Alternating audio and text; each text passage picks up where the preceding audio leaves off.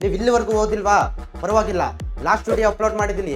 ಆ ಲಾಸ್ಟ್ ವಿಡಿಯೋದಲ್ಲಿ ನೀವು ನೋಡಿ ಯಾವ ರೀತಿ ಟ್ರಿಕ್ಸ್ ಕೊಟ್ಟಿದ್ದೀನಿ ಅಂತ. ಆ ವಿಚಾರಗಳನ್ನ ಫಾಲೋ ಮಾಡಿ. ಮತ್ತೆ 95% ನೀವು ಗಳಿಸಬೇಕು ಅಂತಾದ್ರೆ ಕ್ಲಿಯರ್ ಇರಲಿ. ನಿಮಗೆ ಕೇವಲ 5 ಮಾರ್ಕ್ಸ್ 4 ಮಾರ್ಕ್ಸ್ ಅಲ್ಲ ಸ್ಟೂಡೆಂಟ್ಸ್, 1 ಮಾರ್ಕ್ಸ್ ಇಂಪಾರ್ಟೆಂಟ್ ಆಗುತ್ತೆ. ಇನ್ನು ಪೇಪರ್ ತಗೊಂಡು ಬರ್ದಿಟ್ಕೋಬೇಡಿ ಈ ಚಾಪ್ಟರ್ ನೇಮ್ನ ಈಗಲೇ. 1 ಮಾರ್ಕ್ಸ್ಗೆ MCQ ಮತ್ತೆ 1 ಮಾರ್ಕ್ ಕ್ವಶನ್ಸ್ ಅಲ್ಲಿ 100% ಬರುತ್ತೆ ಸ್ಟೂಡೆಂಟ್ಸ್. ಓಕೆ, ಬಂದ್ರಾ? ಹೇಗಿದ್ದೀರಾ ಎಲ್ರು? ನೋಡಿದ್ರಾ? ಇನ್ನು ಜಸ್ಟ್ 4 ತಿಂಗಳಿರೋದು ನಿಮ್ಮ ಎಕ್ಸಾಮ್ಗೆ. ದಸರಾ ಹಾಲಿಡೇ ಮುಗಿತಾ? ಎಂಜಾಯ್ ಮಾಡಿದ್ರಾ? ಖುಷಿ ಪಟ್ರಾ? ಯಾವಾಗ ಸ್ಟಡಿ ಮಾಡ್ತೀರಾ? ಇವಾಗಿಂದಲ್ಲ ಅದನ್ನ ನೀವು ಸ್ಟಡಿ ಮಾಡಲೇಬೇಕು students. Because we only have 4 months. ಇಲ್ಲಿ ನೀವು ನೋಡ್ತಾ ಇದ್ದೀರಾ. ಓಕೆ, ಯಾವಾಗ ಸ್ಟಾರ್ಟ್ ಮಾಡ್ತೀರಾ?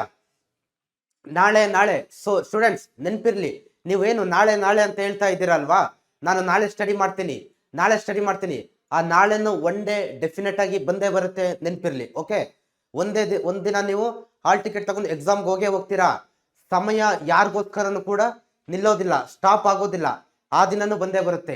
ಆ ಟೈಮ್ ಬಂದಾಗ ಅಯ್ಯೋ ಸರ್ ನಾನು ಅದು ಓದ್ಬೇಕಿತ್ತು, ನಾನು ಈ ಚಾಪ್ಟರ್ ಹೋಗ್ಬೇಕಿತ್ತು, ಈ ರೀತಿ ಟೆನ್ಷನ್ ಮಾಡ್ಕೊಳ್ಳೋ ಬದಲು ಈಗ ಸ್ಟಾರ್ಟ್ ಮಾಡಿ.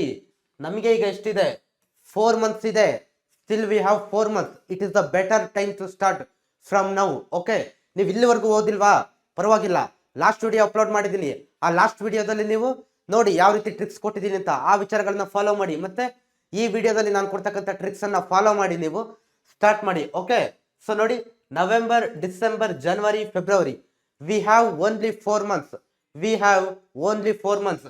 ಅದರಲ್ಲೂ ಜನವರಿ ಫೆಬ್ರವರಿಯಿಂದ ನಿಮ್ಮ ಪ್ರಿಪರೇಟರಿ ಎಕ್ಸಾಮ್ಸ್, PYQ ಸಾಲ್ವ್ ಮಾಡೋದು. ಈ ರೀತಿ ಆದ್ರೆ ನಿಮ್ಗೆ ರಿಯಲ್ ಆಗಿರ್ತಕ್ಕಂಥದ್ದು ನವೆಂಬರ್ ಮತ್ತೆ ಡಿಸೆಂಬರ್ 2 ಅಷ್ಟೇನಾ? ರೆಡಿ ಇದ್ದೀರಾ ಅಲ್ವಾ?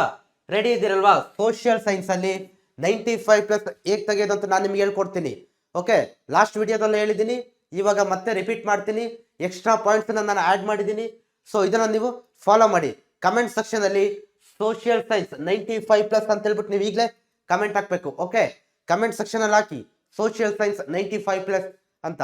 ವೆರಿ ಈಸಿ ಆಗಿರ್ತಕ್ಕಂಥದ್ದು ಸ್ಟೂಡೆಂಟ್. ಯಾವ ರೀತಿ ನೋಡಿ, ಫಸ್ಟ್ ಥಿಂಗ್ ಯಾವ ರೀತಿ ಸ್ಟಡಿ ಮಾಡ್ಬೇಕಪ್ಪ ಅಂತಂದ್ರೆ, ಇಲ್ಲಿ ನಾನು ನಿಮ್ಗೆ ಕೆಲವೊಂದು ಸಿಂಪಲ್ ಟ್ರಿಪ್ಸ್ ಕೊಟ್ಟಿದ್ದೀನಿ. ಯಾವ ರೀತಿ ನೋಡಿ, ಫಸ್ಟ್ ಹಿಸ್ಟ್ರಿ ಅಂತ ಬಂದಾಗ ನಿಮಗೆ 95% ನೀವು ಗಳಿಸಬೇಕು ಅಂತಾದ್ರೆ ಕ್ಲಿಯರ್ ಇರಲಿ.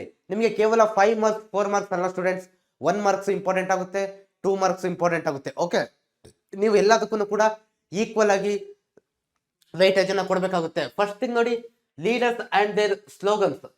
ಯಾವ್ಯಾವ ಹಿಸ್ಟ್ರಿಯಲ್ಲಿ ಹಲವಾರು ಜನ ಮಹಾನ್ ನಾಯಕರು ಬರ್ತಾರೆ, ಅವರ ಸ್ಲೋಗನ್ಸ್, ಯಾವ ನಾಯಕರು ಯಾವ ಸ್ಲೋಗನ್ಸ್ ಕೊಟ್ಟಿದ್ದಾರೆ ಅನ್ನೋದು ನಿಮಗೆ ಕ್ಲಿಯರ್ ಆಗಿರಬೇಕು. ಯಾರು ಹೇಳಿದ್ದು? ಡೂ ಆರ್ ಡೈ, ಮಾಡು ಇಲ್ಲವೇ ಮಡಿ ಅಂತ ಯಾರು ಹೇಳಿದ್ದು? ಸ್ವರಾಜ್ಯ ನನ್ನ ಜನ್ಮಸಿದ್ಧ ಹಕ್ಕು, ನಾನು ಅದನ್ನು ಪಡೆದೇ ತೀರುತ್ತೇನೆ ಅಂತ ಯಾರು ಹೇಳಿದ್ದು?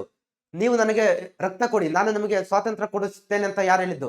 ಈ ಎಲ್ಲ ಸ್ಲೋಗನ್ಸ್ಗಳು ಕೂಡ ನಿಮಗೇನು ವೆರಿ ಇಂಪಾರ್ಟೆಂಟ್ ಆಗುತ್ತೆ. ಓಕೆ, ಹಿಸ್ಟ್ರಿಯಲ್ಲಿ ತುಂಬಾ ಬರುತ್ತೆ ಸ್ಲೋಗನ್ಸ್, ವೆರಿ ಇಂಪಾರ್ಟೆಂಟ್. ಯಾವ ಪರ್ಸನ್ಸ್ ಯಾವ ಸ್ಲೋಗನ್ಸ್ ಹೇಳಿದಾರೆ ಅನ್ನೋದು ನಿಮಗೆ ಕ್ಲಿಯರ್ ಆಗಿರಬೇಕು. ದೆನ್ ನೋಡಿ, ಬುಕ್ಸ್ ಅಂಡ್ ಆಥರ್ಸ್. ಯಾವ ವ್ಯಕ್ತಿಗಳು ಯಾವ ಬುಕ್ಸ್ ಅನ್ನ ಬರೆದ್ರು? ಅಂಬೇಡ್ಕರ್ ಅವರು ಯಾವ ಬುಕ್ಸ್ ಮುಖಾಂತರ ಬರೆದ್ರು? ಬಾಲಗಂಗಾಧರ್ ತಿಲಕ್ ಅವರು ಬರೆದಂತ ಬುಕ್ಸ್ ಗಳು ಯಾವುದು? ಗಾಂಧೀಜಿ ಅವರು ಬರೆದಂತವ್ರು ಯಾವ ಬುಕ್ಸ್? ಯಾವ ಬುಕ್ಸ್ ಮುಖಾಂತರ ಅವರು ತಮ್ಮ ಒಂದು ವಿಚಾರಗಳನ್ನು ತಿಳಿಸ್ತಾ ಇದ್ರು ಅನ್ನೋದು ನಿಮಗೆ ಕ್ಲಿಯರ್ ಆಗ್ಬೇಕು ಸ್ಟೂಡೆಂಟ್ಸ್. ಓಕೆ, ಇದು ಕ್ಲಿಯರ್ ಆಗಿರ್ಲಿ. ಮತ್ತೆ ದೆನ್ ನೋಡಿ, ಹಿಸ್ಟ್ರಿ ಟೈಮ್ ಲೈನ್. ಏನಿದು ಹಿಸ್ಟ್ರಿ ಟೈಮ್ ಲೈನ್ ಅಂತಂದ್ರೆ, ಪೆನ್ನು ಪೇಪರ್ ತಗೊಳ್ಳಿ, ಒಂದ್ ಸೈಡು ಇಯರ್ ಬರೀರಿ. ಓಕೆ, ಒಂದ್ ಸೈಡು ಇಯರ್, ಇನ್ನೊಂದ್ ಸೈಡು ಏನು ಟೈಮ್ ಲೈನ್ ಅನ್ನ ಬರಿತಾ ಹೋಗಿ. ಯಾವಾಗ ಏನು ಘಟನೆ ನಡೀತು, ಯಾವಾಗ 1498 ವಾಸ್ಕೋಡಗಾಮ ಬಂದಲ್ವಾ? ಆ ವಾಸ್ಕೋಡಗಾಮ ಬಂದಾಗಿನಿಂದ ಇಂಡಿಪೆಂಡೆಂಟ್ ನಾವು ಸ್ವಾತಂತ್ರ್ಯ ಪಡೆಯುವವರೆಗೂ ಕೂಡ ಏನೇನಾಯ್ತು ಅನ್ನೋದು ಒಂದ್ ಸೈಡ್ ಏನು ಇಯರ್, ಇನ್ನೊಂದ್ ಸೈಡು ಯಾವ ಘಟನೆ ಇನ್ಸಿಡೆಂಟ್ ನಡೀತು ಅನ್ನೋದು ನಿಮಗೆ ಕ್ಲಿಯರ್ ಆಗಿರ್ಲಿ. ಆ ರೀತಿ ಮೇಂಟೈನ್ ಮಾಡಿ. ದೆನ್ ಲೀಡರ್ಸ್ ಅಂಡ್ ಟೈಟಲ್ಸ್ ಅಂತಂದ್ರೆ, ಹಲವಾರು ಮಹಾನ್ ನಾಯಕರಿಗೆ ಸ್ವಾತಂತ್ರ್ಯ ಹೋರಾಟ ಟೈಮಲ್ಲಿ ಬೇರೆ ಬೇರೆ ಬಿರುದುಗಳನ್ನ ಕೊಟ್ಟಿದ್ರು. ಯಾರನ್ನ ನಾವು ಐರನ್ ಮ್ಯಾನ್ ಆಫ್ ಇಂಡಿಯಾ ಅಂತ ಕರಿತೀವಿ ಹೇಳಿ ನೋಡುವ? ನಿಮ್ಗೆ ಗೊತ್ತಿದೆಯಲ್ವಾ? ಕಮೆಂಟ್ ಸೆಕ್ಷನ್ ಅಲ್ಲಿ ತಿಳಿಸಿ. ಐರನ್ ಮ್ಯಾನ್ ಆಫ್ ಇಂಡಿಯಾ ಅಂತ ನಾವು ಯಾರನ್ನ ಕರಿತೀವಿ? ಸೊ ಈ ರೀತಿ ಏನು ಬೇರೆ ಬೇರೆ ನಾಯಕರಿಗೂ ಕೂಡ ಬೇರೆ ಬೇರೆ ಒಂದು ಟೈಟಲ್ಸ್ ಇತ್ತು, ರಾಜರಿಗೂ ಕೂಡ ಬೇರೆ ಬೇರೆ ಟೈಟಲ್ಸ್ ಇದೆ ಹಲವಾರು ರಾಜರುಗಳಿಗೆ. ಆ ರಾಜರುಗಳ ಟೈಟಲ್ಸ್ ಅನ್ನ ನೀವು ಕ್ಲಿಯರ್ ಆಗಿ ತಿಳ್ಕೊಬೇಕು. 1 ಮಾರ್ಕ್ಸ್ಗೆ MCQ ಮತ್ತೆ 1 ಮಾರ್ಕ್ ಕ್ವಶನ್ಸ್ ಅಲ್ಲಿ 100% ಬರುತ್ತೆ ಸ್ಟೂಡೆಂಟ್ಸ್. ಓಕೆ, ಸೊ ದೆನ್ ನೋಡಿ, wars, treaties, years, places, persons. ಯಾವುದೇ ವಾರ್, ಎಲ್ಲ ವಾರ್ಗಳು, ಪೋರ್ಚುಗೀಸರು, ಫ್ರೆಂಚರು ಮತ್ತೆ ಆಂಗ್ಲೋ ಮರಾಠ ವಾರ್ಸ್, ಇವ್ರ ಜೊತೆ ಏನೇನು ವಾರ್ ನಡೀತಲ್ವಾ, ಆ ಎಲ್ಲ ವಾರ್ಸ್ ಬರ್ಕೊಳ್ಳಿ. ಆ ವಾರ್ಸ್ಗಳಿಗೆ ಸಂಬಂಧಪಟ್ಟಂತ ಒಪ್ಪಂದಗಳು ಯಾವುದು, ಯಾವ ವರ್ಷ ನಡೀತು ಆ ವಾರ್ಗಳು, ಯಾವ ಪ್ಲೇಸ್ ಅಲ್ಲಿ ನಡೀತು, ಮತ್ತೆ ಯಾವ ಪರ್ಸನ್ಸ್ ಯಾವ ವ್ಯಕ್ತಿಗಳು ಆ ವಾರ್ನ ಜೊತೆ ಏನಾಗಿದ್ದಾರೆ, ಕನೆಕ್ಟ್ ಆಗಿದ್ದಾರೆ, ಪಾಲಾಗಿದ್ದಾರೆ ಅನ್ನೋದು ನೀವು ಇಲ್ಲಿ ಬರೀಬೇಕಾಗ್ತದೆ. Then British policies governors plus years.